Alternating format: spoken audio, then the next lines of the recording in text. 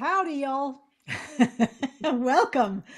It is Monday, the 28th of October, 2024, and this is the Presence Posse. Today I have Danielle McMahon and Bobby Cobb and Miriam Siegel.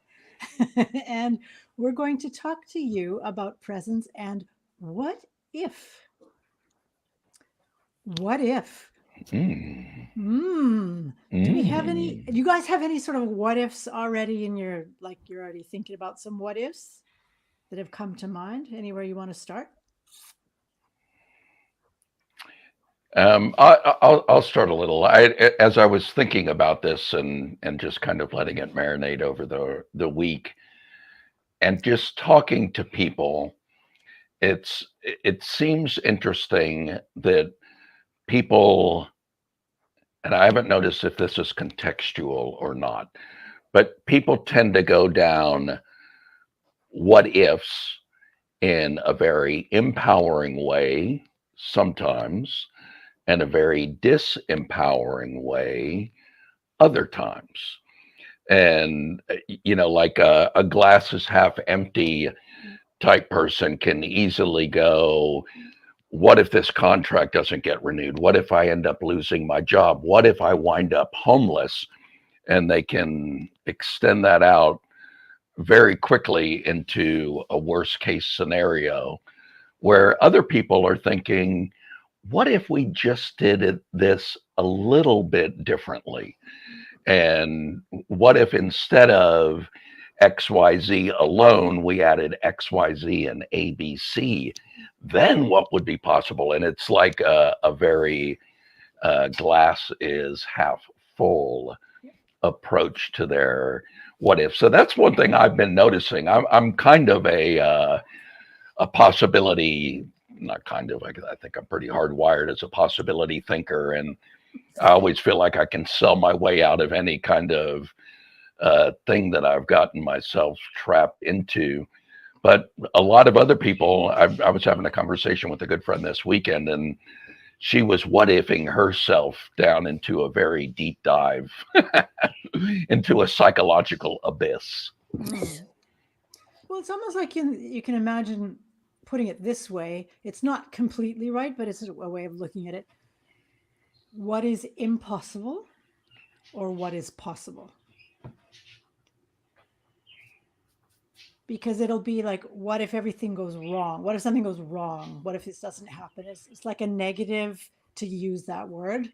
And that's more towards the focus on the imp. It's not going to work. It's not going to work. It can't possibly go well. That's an impossibility. Whereas the other thing would be, oh, what more can I do? What is possible? So that might be one way of looking at it.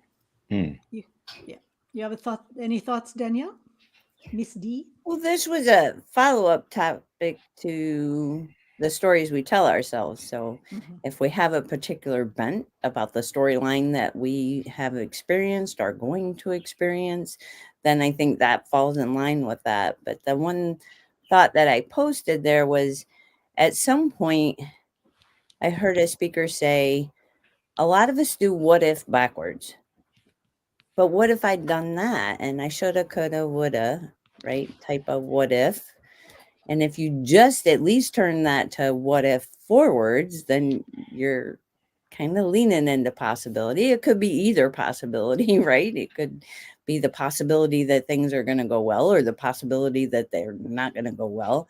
And I feel like that is kind of, like Bobby said, hardwired partly into who we are and what we've experienced previously.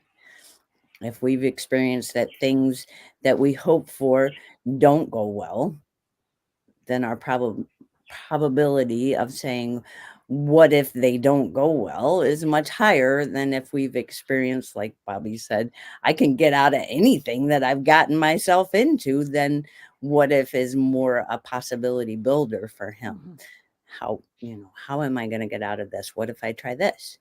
Yep. Yep. And there's this, some of what I do is working as a psychotherapist, and I hear that kind of question a lot. Like, what if? What if? It comes up a lot, and it's not unusual for people who had a lot of trauma or a lot of scary things happen Hmm. that you want to sort of almost overprotect yourself and overprotect your life. So it's like, well, what if it? What if? And my question will be, and I like this, that our topic is actually presence and what if, because you can ask the exact same questions, but without the fear. So if it's a, so like I will often, if they, well, what if, and well, what if? Like without the fear, let's have a look at that actually. What if that does happen? Because their way of looking at things of the what if will be catastrophizing very often. It's like this is going to go wrong and then I'm going to die, or it's going to hurt a lot, or I'm going to lose everything, or all of these things that can be catastrophic, or at least have the experience of that. It's like, okay, well, let's just slow that right down. And even on the positive side as well, like what if it goes well? Okay, well, what if it goes well? Because we're not always happy about it going well either. Because then we think, well, if I succeed, then a lot of people are going to expect, like, you know, how you succeed. Book 1 was a hit, so book 2 has to be a hit. Right? Or that concert went well, so this concert has to go even better, or whatever. So, well, what if without the fear, but just actually just being present to the possibility that that could happen, or that could happen, or any number of things could happen. Let's have a look at that. Is there anything we need to do? So yeah, if your story has been up to this point that you don't do well in life, and somebody like you says, well, what if it does go well? Let's consider that possibility. Even that is outside of our comfort zone, right? Because we haven't experienced it going well. So it's still a fear of the unknown, sort of, that we bring to that automatically. And then to come into presence with, could you be comfortable with a different storyline, a different response to what if? Yeah. Yeah, I like to ask. It's funny how we all have our. I love this. But one of the things about the Presence Posse, we're all presence practitioners, and we all have our flavor, right? Yeah. So my flavor, my habit will be, would you be willing to hear another perspective? Are you interested in hearing another perspective? That would be my way of wording the question, so that they, and then if they're open to hearing it, I can come with a different sort of. If there's a what if, then have you considered the possibility that blah blah blah.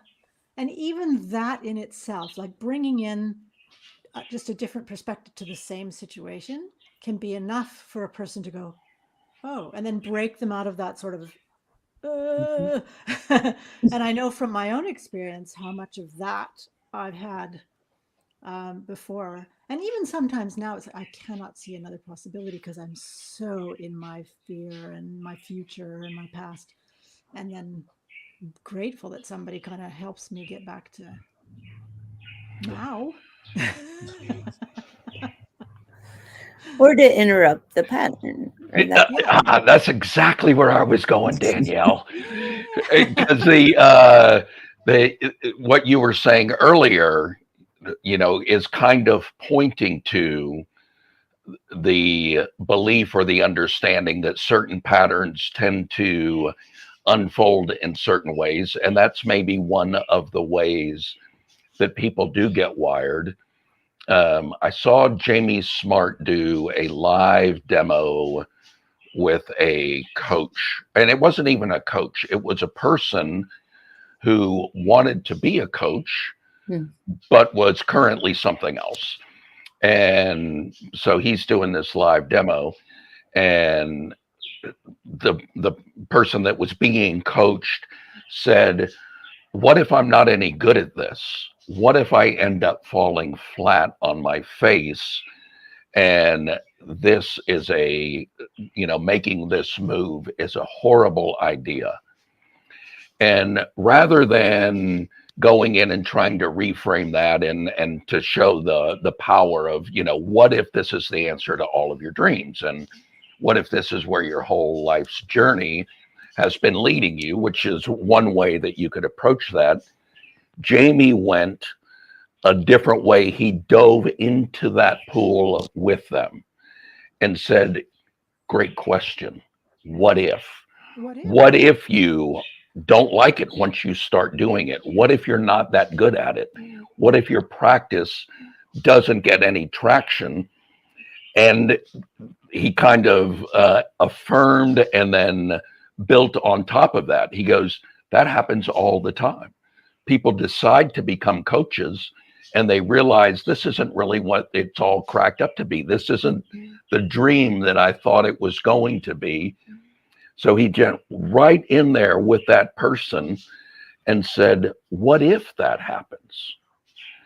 And they just sat in presence with that idea of that negative what if. And it was such a powerful thing to watch, because you could see this person just kind of opening up to possibilities in one way as they realized that worst case scenario wasn't all that bad. And later in the conversation, it got back to, well, I would probably just come back and take my old job back because they've already told me that it'll always be here for me. So I have that as an out. But it interrupted that pattern of getting, that the fear that person have, and brought them into presence. And I thought that was a really wonderful, elegant thing. And I've stolen that. A lot of times when people present a very negative what if scenario, I'll say, let's pull on that thread. Let's see where that goes. This is wisdom whispering to you, what if that happens? And, there's a saying, hope for the best, but plan for the worst. And that to me is kind of that axiom in action. It's kind of thinking about, okay, let's take a look at what the worst case scenario is. And if you can get to the point where you think, worst case scenario, this could be a really expensive tutorial in the lessons of life. And it may cost me a little bit of money. It may cost me a little bit of ego. It may cost me a little bit of XYZ, whatever. But that's not all that bad. Suddenly you're a lot more present going into the thing that you're about to go into. And as Danielle pointed out, you're interrupting that pattern. And the pattern it's both the superpower and the greatest enemy at the same time. Our ability to think of the worst case scenario, I think, is written into our survival code. It's written into, we need to think about that animal can be food, but it could also eat me. So I need to approach it in a very different way, or maybe I need to go pick some berries and just have a fruit snack for lunch. That can be our superpower, but it can also be the creator of a debilitating thought loop as well. How does that hit you guys? What did you hear with that bit of a monologue? Want to jump in, Dee? Nope. I want to hear what you have to say. Okay. I don't know if I have a lot to say about it. I just noticed from the, thank you, Bobby, from the example, having had more than one experience where, well, if I what, like, going to the presence of it, like I mentioned earlier, I like the idea that the topic is presence and what if, because when we bring presence into it and take the fear out, because there's no fear in presence, then we're left with the actual question. And then it's like, okay, well, what if? And then let's look at that. What if that actually happens? Some of my situations have been the response, well, then I die. And I was in a really interesting situation once where the person actually said, so die. And I thought that was the most brilliant comment. You couldn't say that to everybody. No. But she knew she could say it to me. She said, so die. And what it did, like having been through the situations, that kind of situation several times where it's pretty much the only likely consequences. I do not live anymore. This has happened so many times during the years that now I'm to the point where who cares? It's like, because like the real experience of, do I ever die actually? Which becomes, do I really have anything to be afraid of? And what is it I'm actually, if I'm afraid of anything, what am I actually afraid of? And I realized one of the things I'm afraid of is kind of like eternal torture. It's not the dying that's the thing, it's the eternal pain. I do not want to be in agony. So it's like getting to the point of what is it I'm actually afraid of that's bringing this what if thing. But I had to get to the point where, when the answer to the what if question is, well, I die then then where do I go? Well, is that such a bad thing? No, it actually isn't. So it was because the example you were mentioning, I was like, yeah, I think we can sort of invite that possibility of to the extreme where most people think they're afraid of dying, right? And it's like, what are you actually afraid of? They're two separate things, right? Are you afraid of pain? Are you afraid of being alone, which is pain? Are you afraid of, right? Or is it the actual dying thing? And most of us don't have any real concrete experience of dying, like dying. So what is it you're actually afraid of? And then you can actually meet that part of it as well with presence. But when faced with actual dying, very often it will be, there's nothing, I'm not in fear. I'm just, Yeah. So that was like that's where my attention went.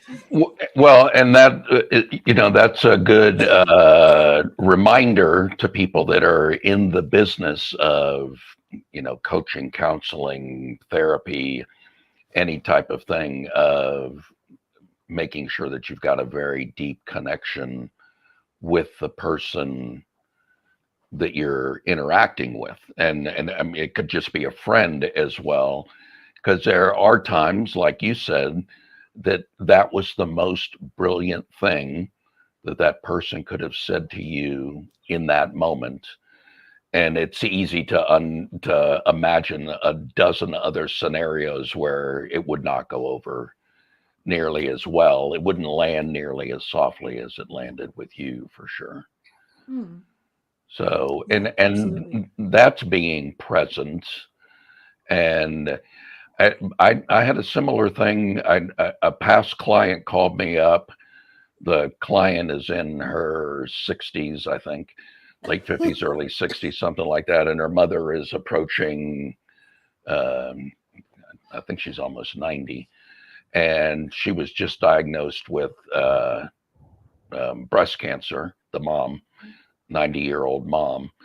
And so the client reached out and said, would I be willing to talk to him? And I said, yeah, what do you imagine that I might say? And she goes, I just think that you're a good person to talk to. And, I wanted to get a little clarity about, if I was being hired to do this, what was the expectation that I would be able to accomplish. But as we were doing this by text, she said, well, right now, my mom's attitude is, do I really want to go through the stuff that I would have to go through, chemo or radiation or whatever, to deal with this, if the doctor would even recommend that? Or am I just more interested in seeing if the cancer gets me before old age or something else does? And, just from that attitude, it's pretty clear that she didn't have, or hasn't expressed a deep fear of dying. She's pretty much, something's going to get her sooner or later, and just make the most of the time that she's got left. But you have to be very present to know that is a conversation that you can even have with somebody. And, I've had cancer 4 times, so I haven't ever really, like, quote unquote, faced death or had a near death experience. but I've spent a lot of time thinking about and preparing for my eventual death. And I don't have a fear around it. I know if I were to go now, I've got everything set up exactly the way I want it to be set up. And I would just think, it's been fun. At least that's the thought as I think about it right now. Who knows what it'll be like if and when it actually occurs. But being present to that, I think, is the key to doing all of this. And I want to, can I shift gears just for a second? I just read in a book, the book is called The Warrior's Meditation. Richard L. Haight, I think is the guy's name. And in that book, he said that when we are in beta brain waves, it is impossible to be present. And I've never read that before. And he didn't offer any type of like neuro research to back it up. But man, that is just, I've been spending a lot of time with that as a thought, and just wondering, I'm kind of wondering if that's true, if like just merely looking at your mental tachometer and see how fast your brain is moving, can that be a pattern interrupt and a signal to bring you down a little bit? Or, I mean, the way he's laying it out, the flow state is in gamma brain waves, which are more active than beta, but they only occur in flow. So it's like you got to go through beta to get to the flow state. I don't know. Maybe we can just ignore that, or whatever thoughts. I'm still dealing with it, so I don't really have a point that I'm attempting to make. Have you guys read that or heard anything about it, or does anything come up for you when you think about that? I haven't heard that, but I think it's important to kind of address the different brain waves for people that might not know. Like beta is our ordinary thinking, functioning, day-to-day brainwave that most people are in, right? Cognition. Yeah. Of brainwave. And then there's at least 2 or 3 other levels. Yeah, gamma is above it, and that is supposedly it's more active, but gamma is like that state where time kind of disappears. You get so absorbed in your task and you've got this alignment, and that's gamma. Alpha is like if we were to sit here and start doing a couple of breath work exercises of breathing in and out and breathing in light and love and breathing out stress and strain, we would very quickly go to an alpha state, which is like a meditative state, like a trance state. And then there's delta and theta, and I'm not really. Okay, so beta is here, gamma is up here, and then there are 3 below it. Yeah. They're sort of deeper states of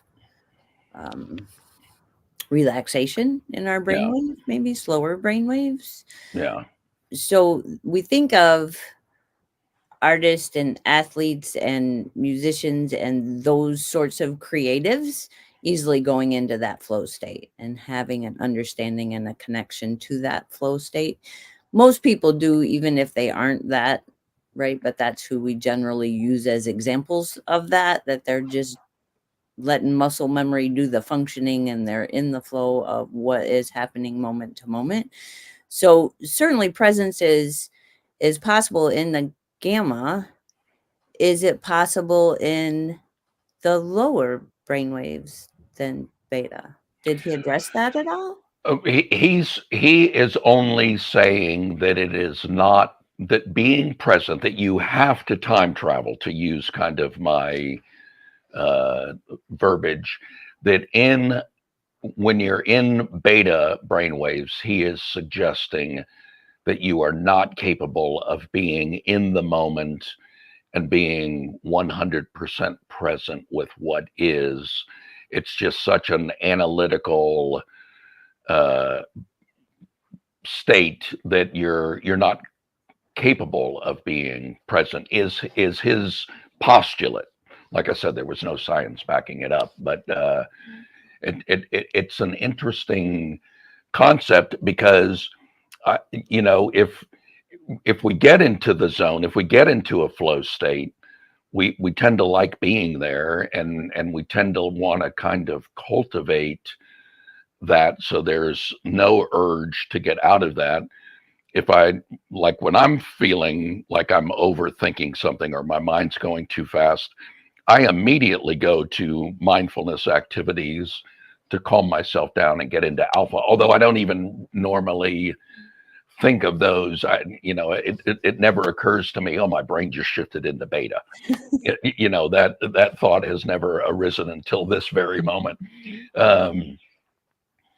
So, I mean, like, just in my own experience, I feel like I can kind of validate that, because when I feel that I'm not present, my immediate go-to move is to, like, start doing a little breathing exercises and calm myself down and just get into the moment. And I do that so often that I think at this point, just the thought of, oh, I need to breathe more deeply probably is enough of a trigger to, get the anchor to fire off.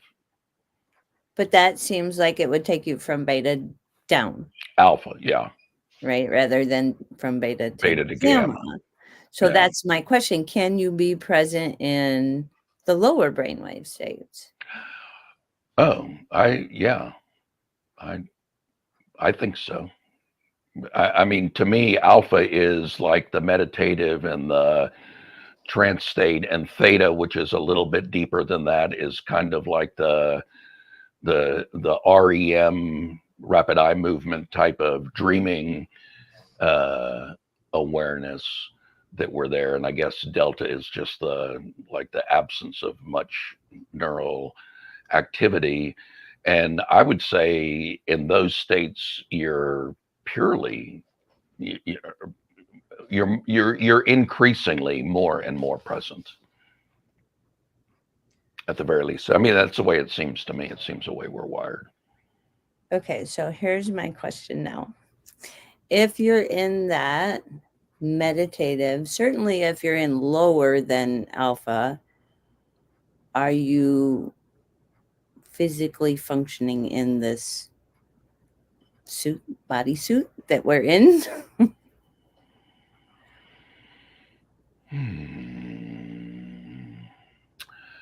That's an interesting question.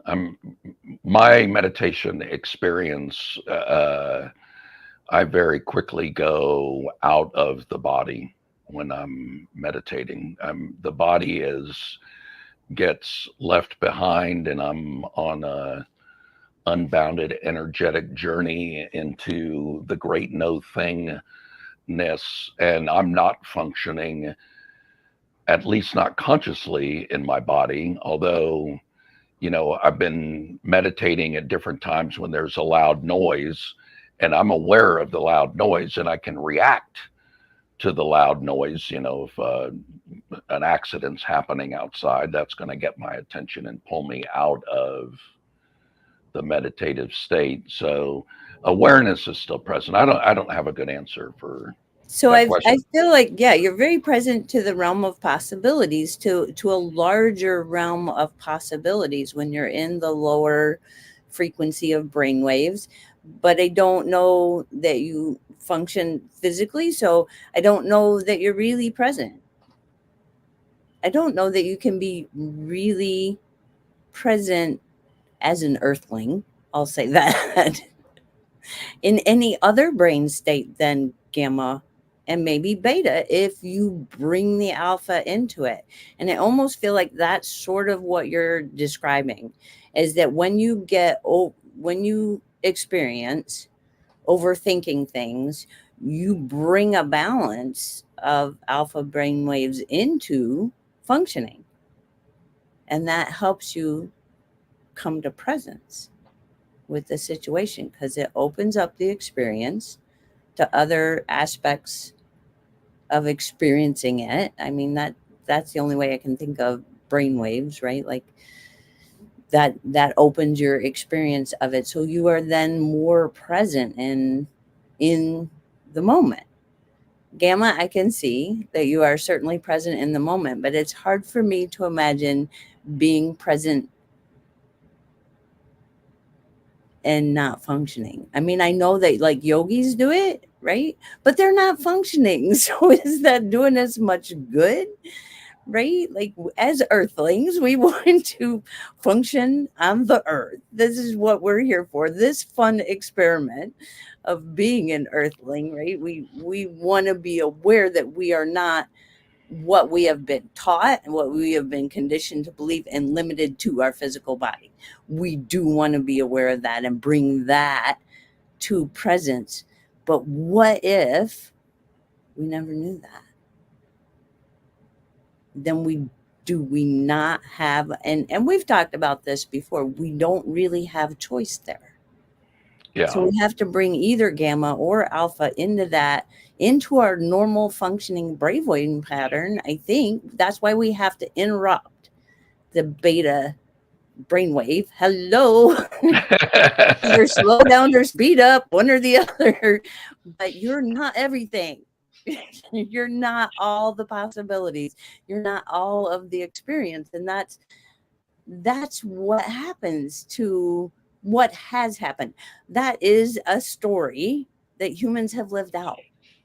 They've been convinced that they're not more than this meat suit. Right?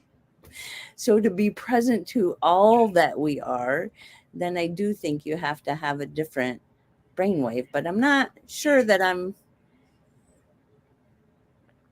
buying that you can't be present in beta.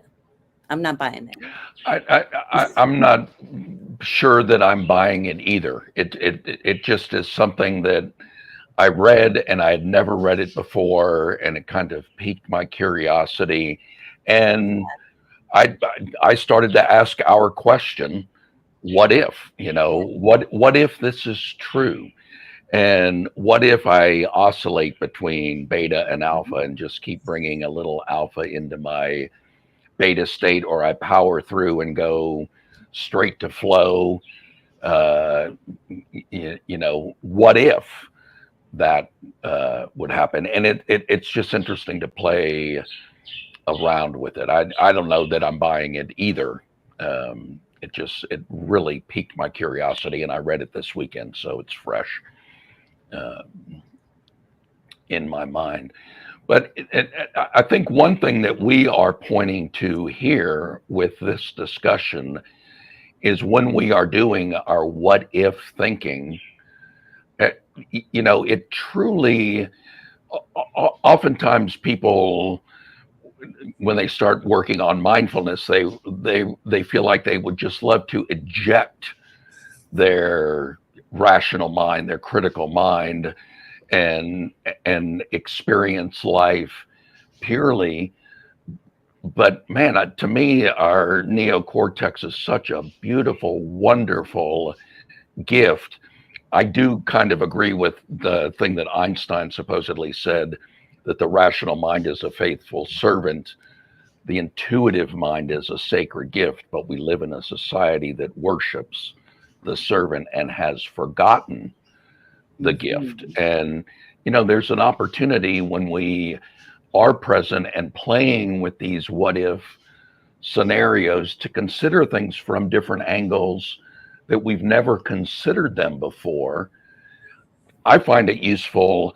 I like when I've come up with the worst case scenario, because I just feel like I can check that off my list, and then I start planning for that. Okay, if that happens, then what? And now what are all of the things that I want to do along the way to mitigate any of those circumstances from ever occurring in the first place? So, I think not trying to get rid of anything, but being mindful as we're, it's like they talk about great chess masters can look at the board and envision 6 or 7 or 8 or 10 or 12 moves ahead. In order to do that, we have to be unbelievably present in the now and think about, well, if they do this, then I could do this, and they might do this, and then I could do this. And it requires an enormous amount of presence to use the what if tool effectively and to make the most of it. And I mean, the what if thing can be, it can create delusion if you're overly optimistic.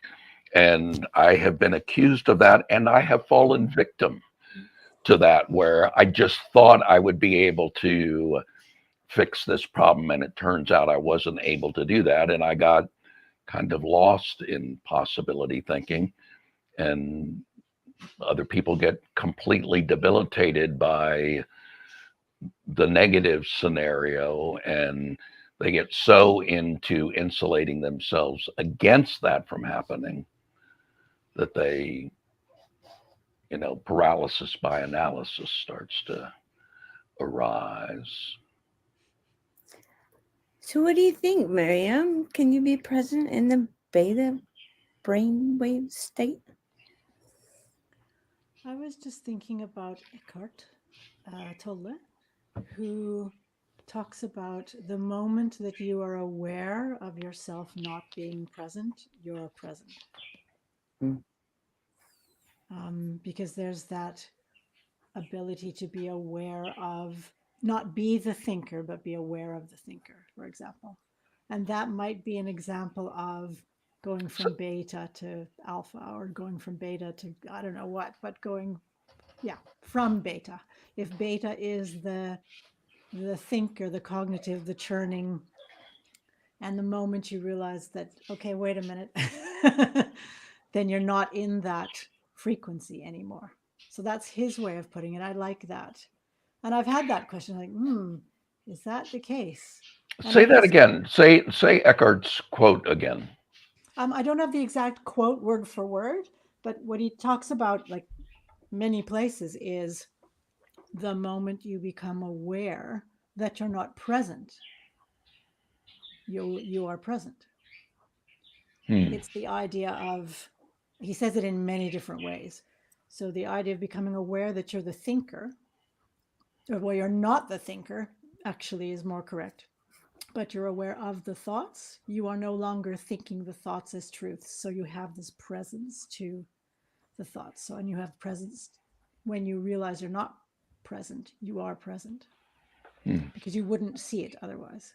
So I think that I was using that example as I was listening to both of you.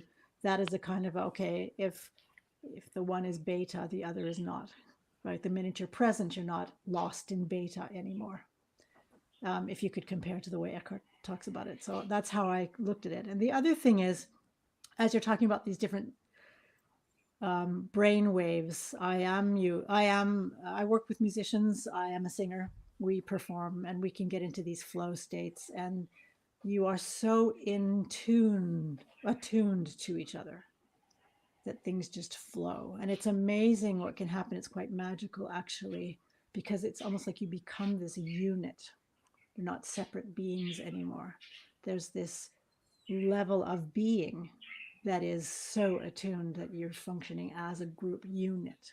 And it's quite amazing, because it's almost like you float on whatever's happening, which is probably why they call it flow.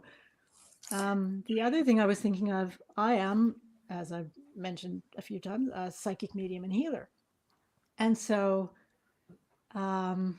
there is a presence in that is the experience of which is different for me than, I don't know what I'd call it, day-to-day presence. there's a level of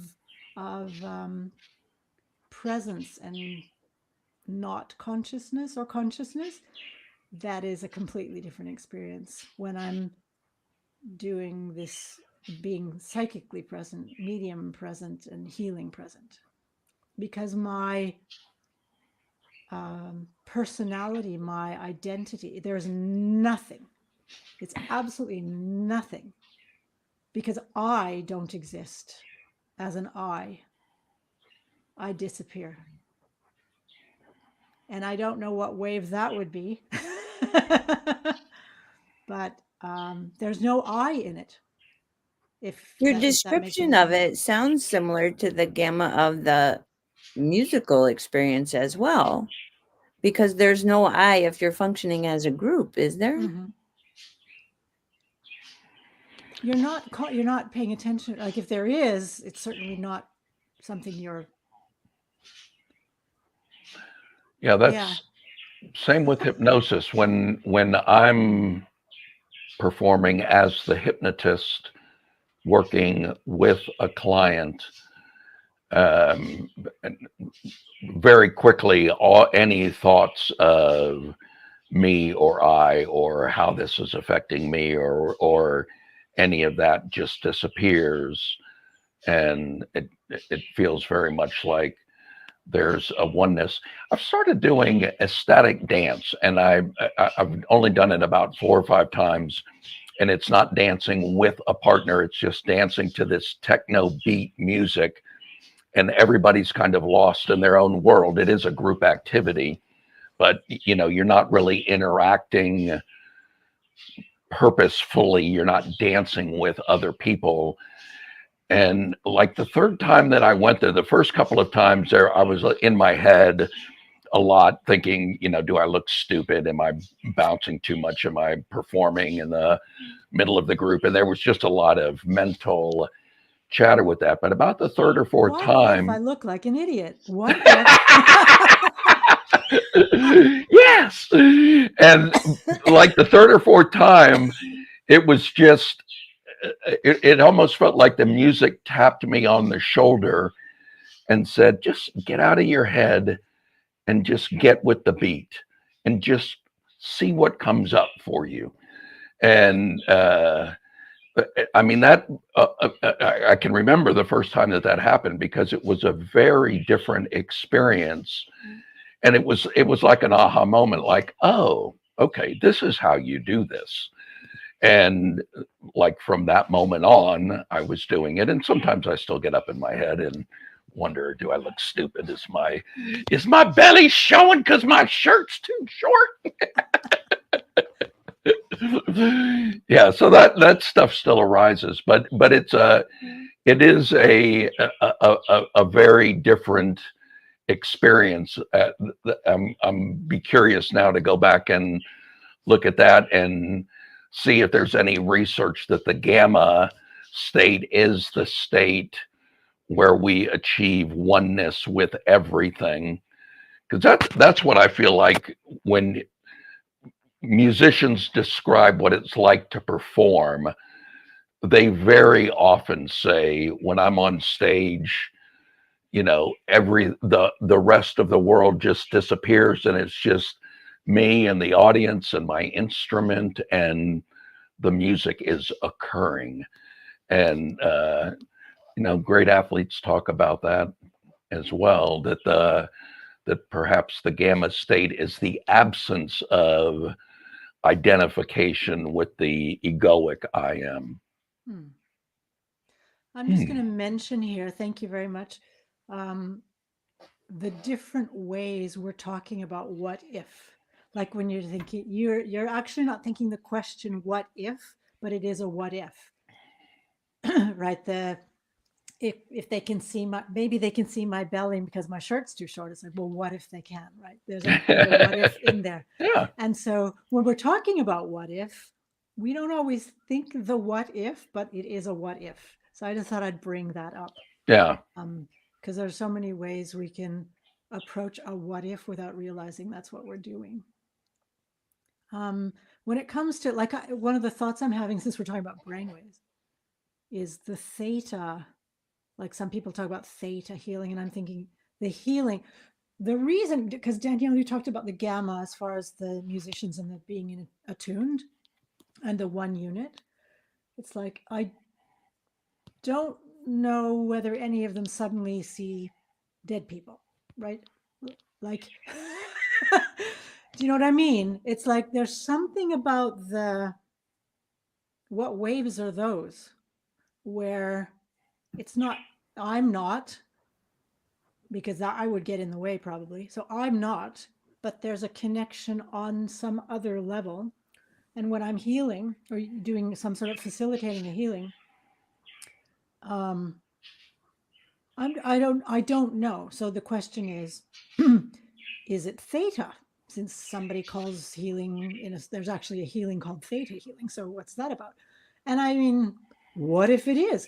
Ha. I'm not sure it makes a huge difference, other than maybe some people like to know that, or maybe there's some way we can use it more effectively if we know that if we get into these theta states, or if we get into these delta state. Well, if you're in a delta state, maybe you're in a coma. So I don't know if that works, but it's just a matter of what's that about? Like, what do we need to know? Can we use that? What if can be an interesting investigation. So I just, yeah, throwing out thoughts. Yeah, so there's a linear study, right, of brainwaves, and this is what brainwaves do when people do this activity or think this or meditate this, or right, like then they've established even more than those 4 or 5. I think that there's another one lower or higher or both. I don't know, because as you expand your study group, then you may end up with people that have done different practices and gotten to different brainwaves. And you don't know whether that equates to what we call energy and energy healing, right? Like, because we talk about vibration and frequency and energy and all of these things without a common framework somehow. I mean, or a scientific framework, perhaps a linear framework, whatever. So I don't know whether the energy levels and the brain frequency levels equate somewhere, or it's a separate thing within the body system. Because I know in heart math, where they started studying things like this, and they started measuring the field outside of the body, the what do they call it, morphogenic field or something. So anyway, you can measure this energy with whatever they've developed, and you can find the neurons within the physical body, and they're not just in the brain, they're in the heart, they're in the gut, and now they're in the fascia. So there's an entire electrical system in our bodies that we're just discovering and learning about. And is it there that the energy changes? It could be not just in the brain, now that we know that there are brain cells all over the body. What if we found out more, right? What if we had more experience with that kind of thing? And I believe different cultures have more experience and more acceptance of those kinds of things. The podcast or whatever I was listening to, where they were saying these other brain waves have been measured, was probably Greg Braden, because he's that spiritual scientist kind of guy, right? And figures out those things. And it was probably Tibetan monks. So that's a very different culture than North America, right? That's a very different study group for it. So yeah, I think there's lots of what ifs in that we can still discover experientially and scientifically, and bring together all our experiences to a new level of understanding. I generally don't think about like reincarnation and coming back in several, the different past lives and future lives and all of that.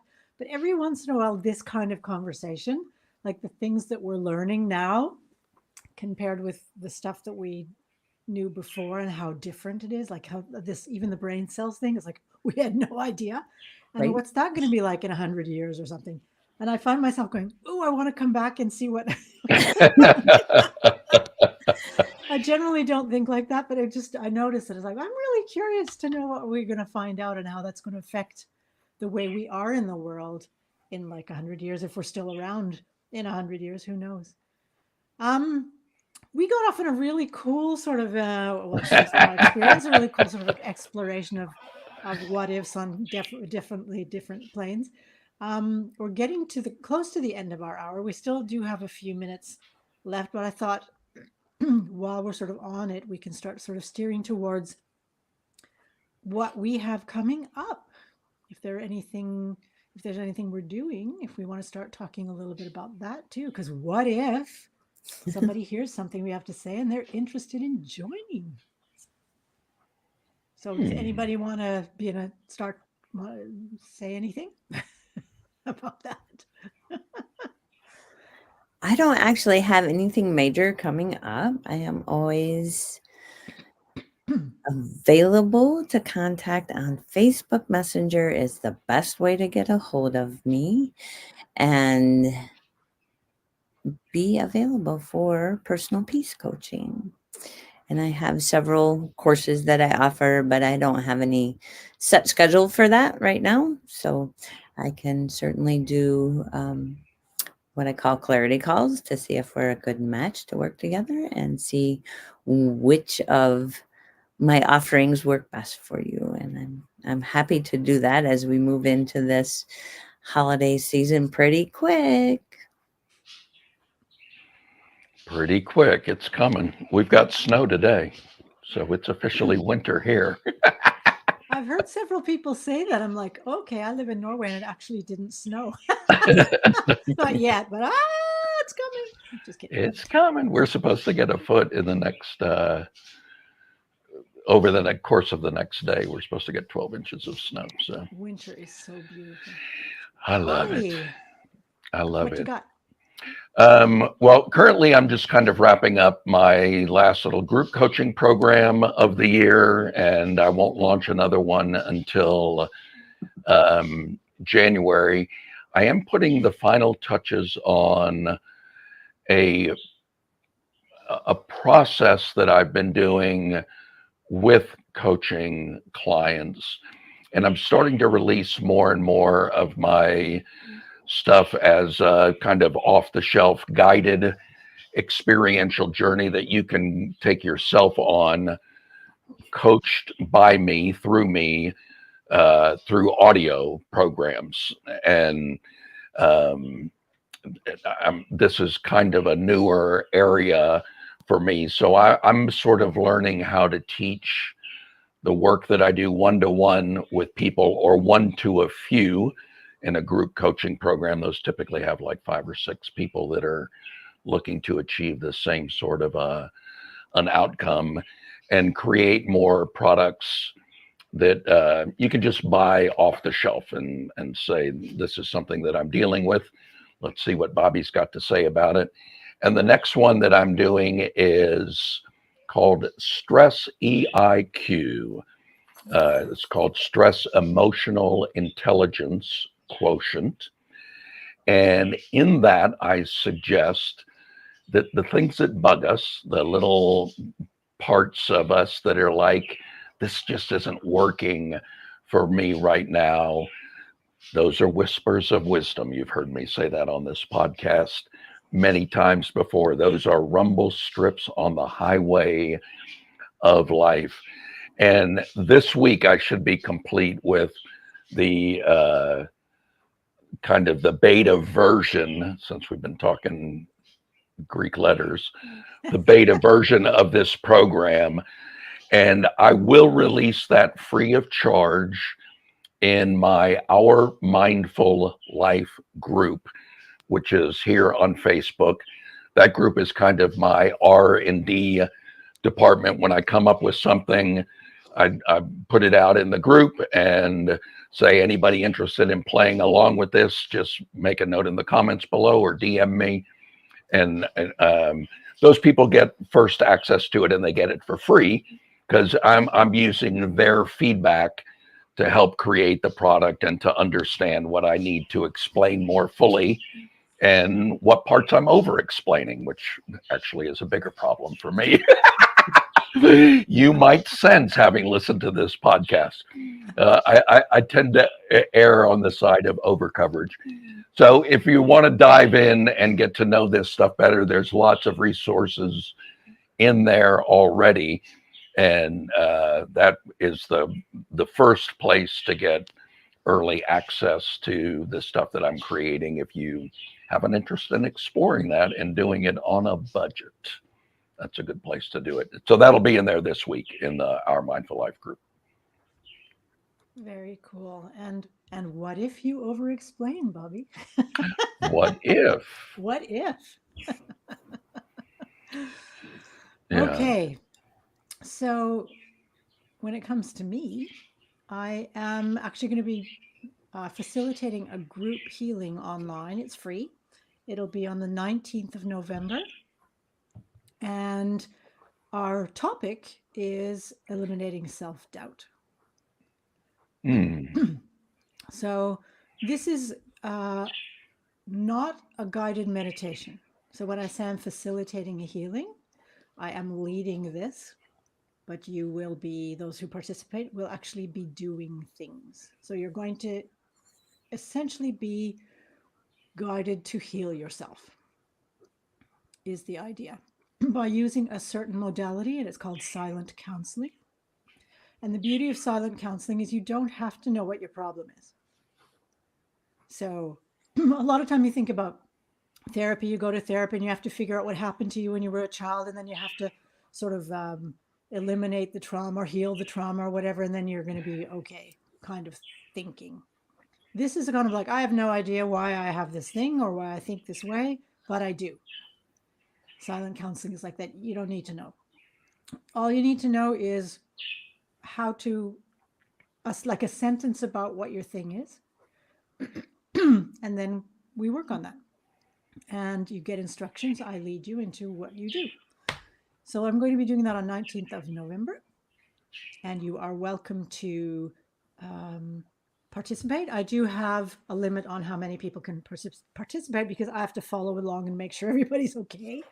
There won't be a replay exactly because of that, as well as because I need to be following along, making sure everybody's okay.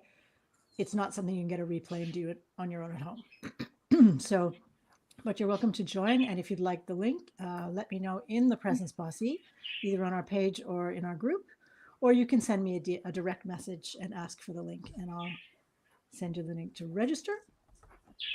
And I do have a couple of spots available for one-to-one coaching with me, and it is an intensive program that I lead.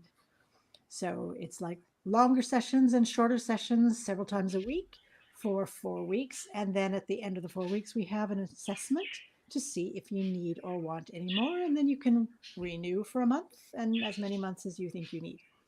We take it month by month. So if you're interested in working with me one-to-one, it is also action methods. So you won't be just sitting talking. We will do things, because no matter, break it down to the smallest element, sooner or later, you have to do something. Even eating, you're going to have to chew or swallow. Unless somebody stuck a tube in you, you have to chew or swallow at some point. It's the same thing sooner or later in life. If you want something, you have to do something on your behalf. I just make a container where it's safe to do that. So the experience is safe, and then we find out how to transition over to bring that out into the world. You want to give that a shot, you can have a call with me and we can do a little demo, and that is also complimentary. You don't have to pay for that. Take a look at my website. You'll see it on the screen, and you can get the link from my website. We'll send you to my calendar, and you can book a demo session with me. Just test the waters and see if it's something you'd like to try. So that's where I am. Beautiful. Cool one thing that you said in there that I can imagine people pushing back was the part where you said you don't even have to know what it is that you want to work on. And as you said that, I'm like, ooh, that sounds so cool. And I immediately thought that like a third of the people who come to me for a hypnosis session will come and present, here's what I want to work on. But the moment that we get into trance and actually start doing the work, the subconscious mind said, it's really this. Yeah. Here's the pile that we need to work on. And it's as though, and this is just a concept that I'm making up in my mind, that the thing that they presented was just the thing to get them into the office, to make the call, to do the inquiry.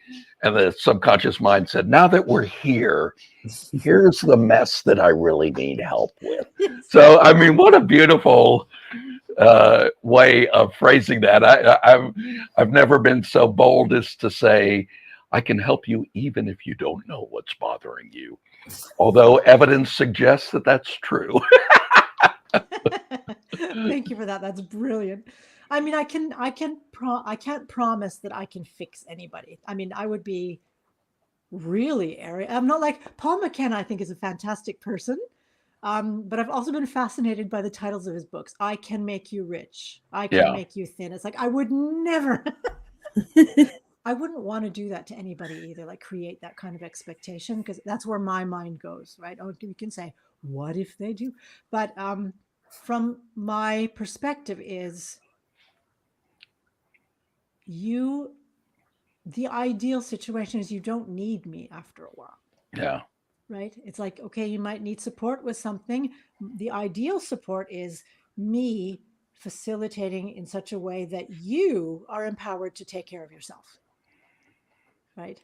So the idea of coming to me, even as you're speaking, is like not knowing, I have no idea. I'm just here. I've had somebody, like, I just really like you. Mm-hmm. So I just wanted to try out a session with you and see what it was all about, because I have no idea what you do. I've heard you talk about it. I still don't get it. I'm like, well, great. And there's like, okay. And then we start talking, but that's a thing. It doesn't have to be negative even. It's like, okay, curiosity, that's a thing we can explore. Right? So it's having the open space for the possibility of whatever.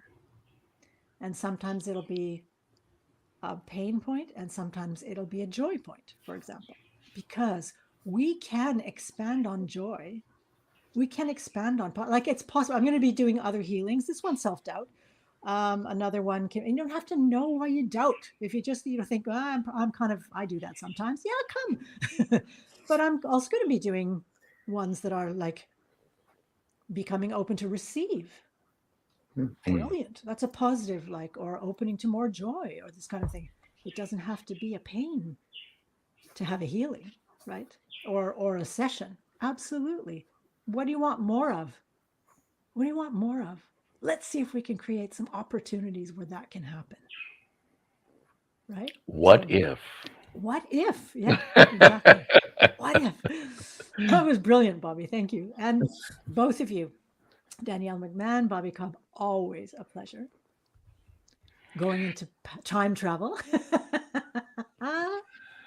And none of this would be happening, or at least would not be happening as smoothly, if it wasn't for all the work that you do, Miriam, behind the scenes. I did our tech last week, and it was or maybe 2 weeks ago, and it was an adventure. You make it look so effortless. So thank you for that. I definitely appreciate we all do the work that you do behind the scenes to keep us rolling. Thank you very much. My pleasure. And for everyone who has been here with us, and for those of you who catch us on the replay, thank you very much. We are grateful to have you along, and we welcome, as always, your comments and questions and your curiosity. And we will be back next week. It might be a slightly different time because some people have turned our clocks back a little bit earlier than others. I know that you guys in the States are turning your clocks back on the 3rd, I think it is. So yeah. Check so the next schedule. Next Monday, we will be back in sync again. This year, the difference between Europe and the US was just 1 week. I think previously it was like 5 or 6 weeks that we had to mess with the clocks. And so people like, I don't know. Oh, I was supposed to be there. Wait a minute. Where's the posse? We're present to what is. Thank you very much, Rosalie. Yes, you were on. The previous healing was on procrastination and self-sabotage. And yes, we did go deep, and thank you very much. I'm very happy that you participated in that, and thank you for sharing about that. So, Posse Pals, we hope to see you next week. We don't know what our topic will be, and we will let you know in the group and on the page. Check the event to make sure that the time gels with what you think it is. We should be back on schedule, and we look forward to being with you again. Take care, everybody. Have a great week, or have the week you have. Ciao for now. Be present to it.